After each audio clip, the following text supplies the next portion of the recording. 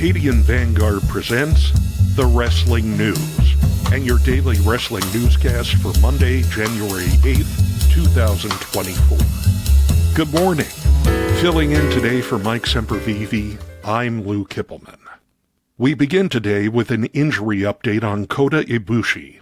Ibushi has been diagnosed with a right tibiofibular ligament tear and a right ankle lateral ligament complex injury, according to an official statement released yesterday by Pro Wrestling Noah. The company also stated that Ibushi would be going in for a follow-up examination on his left leg as well, and Ibushi himself tweeted that he was scheduled for surgery, although he did not say when.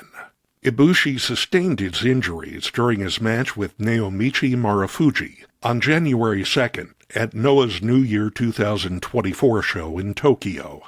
In NXT news, the first two teams in the Dusty Rhodes Tag Team Classic were announced yesterday as Baron Corbin and Braun Breaker, as well as Axiom and Nathan Frazier. The opponents for the two teams were expected to be announced later today. The Dusty Rhodes Classic is scheduled to begin on tomorrow night's edition of NXT on USA Network.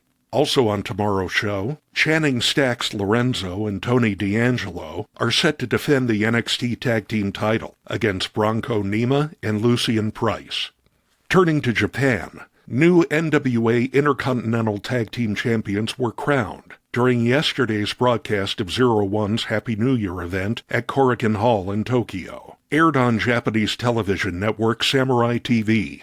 In a match taped on New Year's Day, the team of Junya Matsunaga and Sukataka Sato defeated the Kubota brothers in 19 minutes and 53 seconds to claim the title.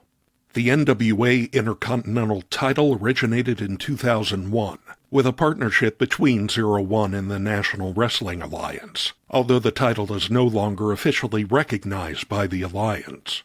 In the main event of yesterday's show, Yuya Aoki defeated Ryo Isaka.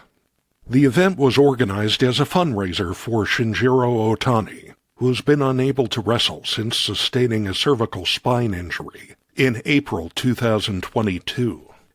Before we leave you today, we'd like to remind you that however you consume your content, you can find the wrestling news 24 hours a day and 7 days a week across social media. On Twitter, follow us at Wrestling News AV. Our Facebook page is also Wrestling News AV.